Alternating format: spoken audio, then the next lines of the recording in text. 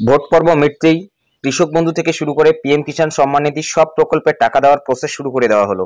তো ইতিমধ্যে কৃষক বন্ধু প্রকল্পের টাকা দেওয়ার প্রসেস শুরু করে দেওয়া হয়েছে খারিফ 2024-এর। আপনাদের লাইভ প্রমাণ সহকারে দেখিয়ে দিচ্ছি এরপর কোন কোন স্ট্যাটাসের পরিবর্তন আসতে পারে এবং কবে নাগাদ আপনাদের ব্যাংক অ্যাকাউন্টে টাকা ঢুকবে, এ বিষয়ে কি আপডেট আছে বিস্তারিত জানার জন্য ভিডিওটি প্রথম থেকে শেষ পর্যন্ত কন্টিনিউ করুন। বিগত কিছুদিন ধরে কিন্তু অনেকেই জিজ্ঞাসা করছিলেন যে কৃষক বন্ধু প্রকল্পের টাকা আপনারা কবে পাবেন। তো ইতিমধ্যে কিন্তু আপনাদের জন্য সুখবর, স্ট্যাটাসে আপডেট চলে এসেছে টাকা ঢোকার। তো চলুন সর্বপ্রথম আগে আপনাদের আমি প্রমাণটি দেখিয়ে দিচ্ছি। এর জন্য গুগলে চলে আসবেন, গুগলে এসে সার্চ দেবেন কৃষক বন্ধু লিখে। কৃষক বন্ধু লিখে সার্চ দিতেই প্রথম যে ওয়েবসাইটটি পেয়ে যাবেন কৃষক বন্ধু .net। এই যে কৃষক বন্ধু .net এই ওয়েবসাইটের উপরে ক্লিক করে দেবেন। এটার উপর ক্লিক করতেই এই ধরনের ইন্টারফেস খুলে যাবে। এখান থেকে একটু আপনারা উপরে তুলে নেবেন। এখানে একটি অপশন দেখতে পাচ্ছেন নথিভুক্ত কৃষকের তথ্য। এই নথিভুক্ত কৃষকের তথ্যের উপরে ক্লিক করে দেবেন। এরপর এখান থেকে আপনি সিলেক্ট করে নেবেন যে কোন অপশনের মাধ্যমে আপনি সেটি সার্চ করতে চাইছেন।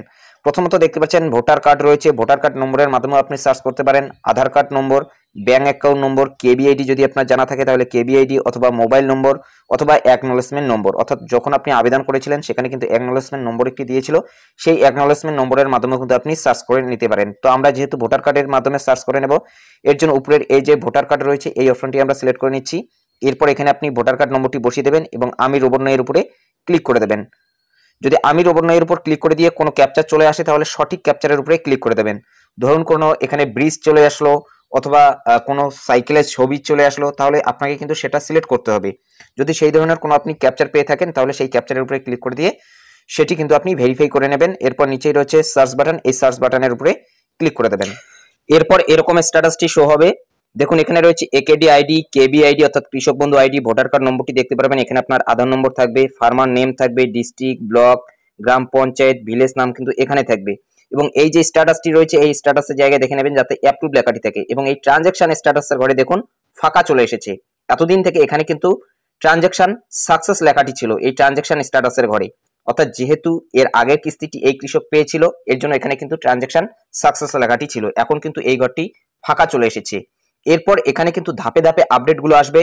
প্রথমত এডিএ আপলোডেড লেখাটি দেখতে পারবেন, এরপর সেখান থেকে কিন্তু ডিডিএ অ্যাপ্রুভ লেখাটি চলে আসবে, এরপর এখানে অ্যাকাউন্ট ভ্যালিড এই লেখাটি কিন্তু চলে আসবে।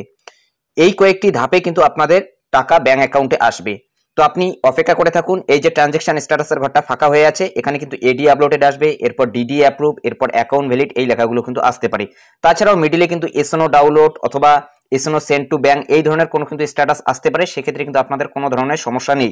শুধুমাত্র দেখে নেবেন যদি অ্যাকাউন্টটা ইনভ্যালিড হয়ে যায়, যদি অ্যাকাউন্ট ইনভ্যালিড লেখাটি আপনি দেখতে পারেন সেক্ষেত্রে আপনি কিন্তু কৃষি দপ্তর অফিসে যোগাযোগ করে নেবেন।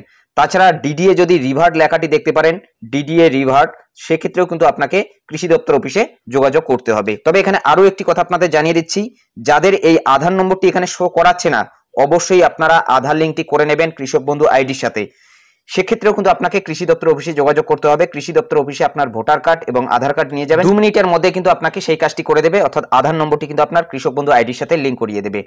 যেহেতু সমস্ত কিছুই বর্তমানে আধারের মাধ্যমে হচ্ছে, অবশ্যই আপনি কিন্তু আধার নম্বরটি লিঙ্ক করে নেবেন আপনার কৃষক বন্ধু আইডির সাথে। আবারও জানিয়ে দিচ্ছি যাদের এখানে আধার নম্বরটি শো করাচ্ছে না তাদের কিন্তু আধার লিঙ্ক কৃষক বন্ধুর সাথে নেই, আপনারা আধার লিঙ্ক করিয়ে নেবেন কৃষি দপ্তর অফিসে গিয়ে। তো আপনারাও এই ট্রানজ্যাকশন স্ট্যাটাসের ঘরে ফাঁকা এসেছে কিনা অবশ্যই কমেন্ট বক্সে জানাতে ভুলবেন না। এবং এই যে এডি uploaded, DD approve, account valid এই স্ট্যাটাসগুলোর কথা আপনাদের আমি বললাম, সেগুলো কিন্তু 1 সপ্তাহ 1.5 সপ্তাহের মধ্যেই কিন্তু চলে আসবে। তো আপনাদের অপেক্ষা করতে হবে।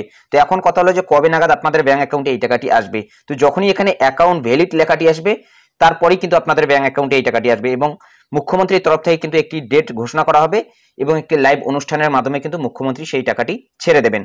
আবারও জানিয়ে দিচ্ছি এখনো পর্যন্ত ডেট কিন্তু ঘোষণা করা হয়নি, আপনাদের অপেক্ষা করতে হবে। তবে এই জুন মাসের মধ্যেই কিন্তু আপনাদের ব্যাংক অ্যাকাউন্টে এই টাকাটি আসতে পারে, অনেকটাই কিন্তু সম্ভাবনা রয়েছে। এবং এই খারিফ 2024 কিন্তু সেপ্টেম্বর মাস পর্যন্ত, অর্থাৎ সেপ্টেম্বর মাসের মধ্যেই আপনাদের ব্যাংক অ্যাকাউন্টে এই টাকাটি আসবে।